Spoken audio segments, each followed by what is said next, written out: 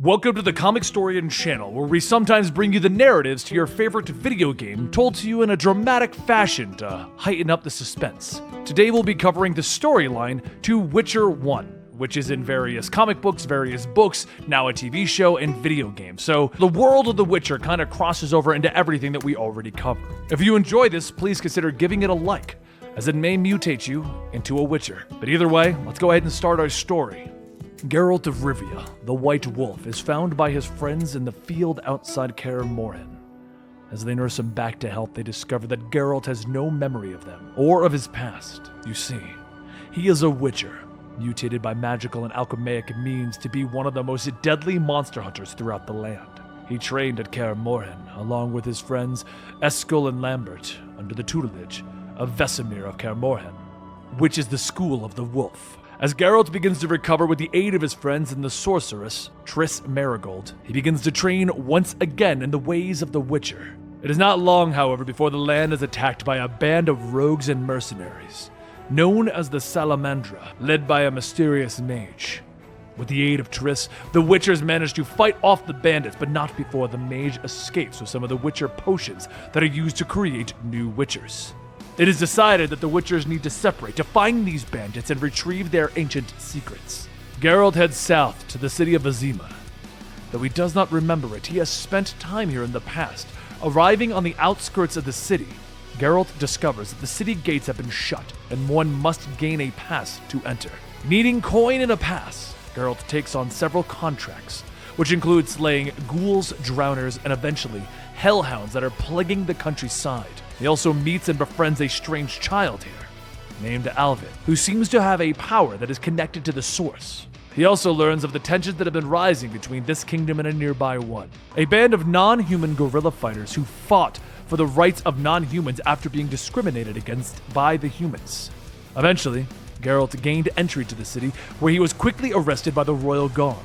To earn his freedom, Geralt offers to kill a monster that is plaguing the city's sewer system, and once he is free, Geralt wanders to Vizima, trying to learn what he can about the mysterious Salamandra.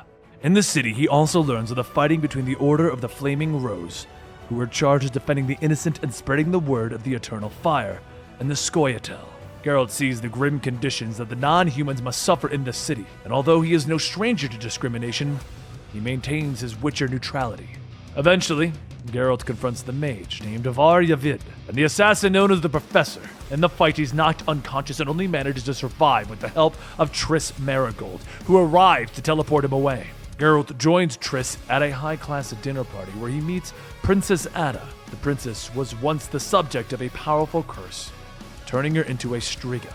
But Geralt freed her from that past, although he doesn't remember it. Learning more about his past and the Salamandra's fronts, Geralt begins to move through the city to take out their drug trades.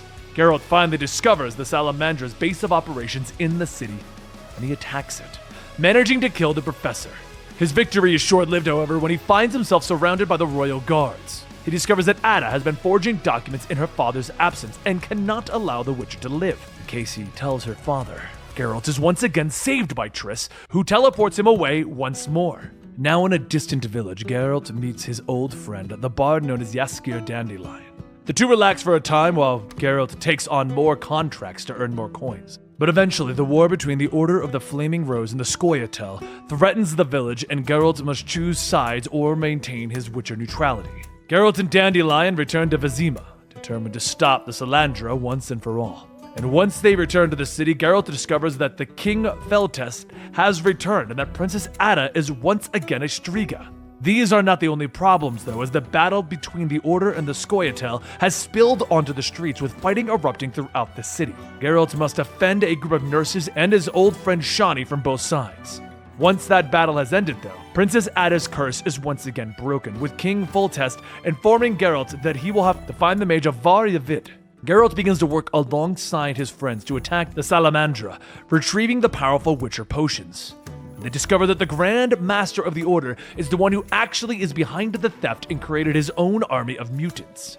King Foltest then hires Geralt to kill the Grand Master as the Order rebels against his kingdom.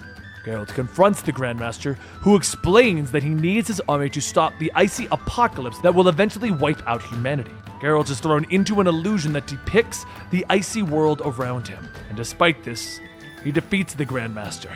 With the man dead, a ghostly king arrives, the leader of the Wild Hunt. The King of the Hunt collects the Grandmaster's soul and warns Geralt of the impending apocalypse before disappearing. Now, with his contract complete, Geralt returns to King Foltest to collect his reward. With the bag of coin in hand, the Witcher begins to leave the castle, but as he walks through the Grand Hall, he stops, noticing the blood and murdered guards. He draws his sword, turning, rushing back into the king's throne, just as an assassin is about to murder the king. The two clash their swords, with both seemingly to be equal in skill, and as Geralt is about to be killed, he throws his bag of coin, distracting the assassin. This allows him to get the upper hand, and the Witcher dismembers the killer before striking the killing blow. Geralt then removes the killer's mask, hoping to learn his identity. With Foltest looking over his shoulder, he stands back, shocked to discover that the killer is a Witcher, like himself. And that concludes the plot to Witcher 1. Now we'll be doing Witcher 2 and 3, along with more of the comic books and more overviews of the world of The Witcher. So I hope you consider subscribing to our channel, because you can enjoy video game recaps, pop culture recaps, and of course, comic books here. Thank you for your time, and I'll see you next time, right here at Comicstorian.